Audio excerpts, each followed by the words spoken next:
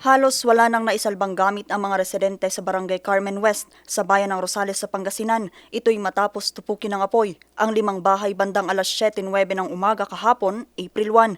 Agad rumisponde ang mga kinatawan ng BFP Rosales at iba pang kalapit na fire station pero malaki na ang apoy nang marating nila ang lugar. Actually, yung bahay na yun, ma'am, made of light materials na compound po siya, ma'am, na dugtong-dugtong. Old house kasi siya, ma'am. Yung mga poste niya gawa sa kahoy at saka doon sa mga trusses na is kahoy din. Then maraming naka-stack na kung ano-ano.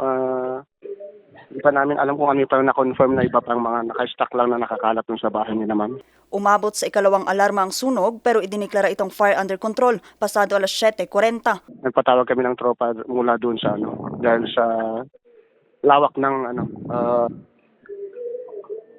fire scene natin.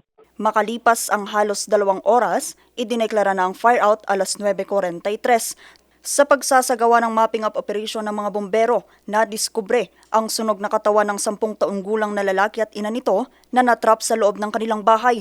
Yun po yung ikinakalungkot ng tropa, ma'am, na meron po tayong 2 nasawi, mag-ina po.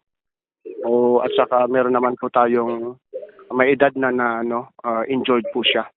Umabot sa humigit kumulang 2.5 million pesos ang iniwang pinsala ng sunog. Inaalam pa ng Bureau of Fire Protection Rosales kung ano ang naging mitya ng apoy. Ito na ang ika-4 na insidente ng sunog sa bayan ngayong taon. Vanessa Bugtong, RNG News.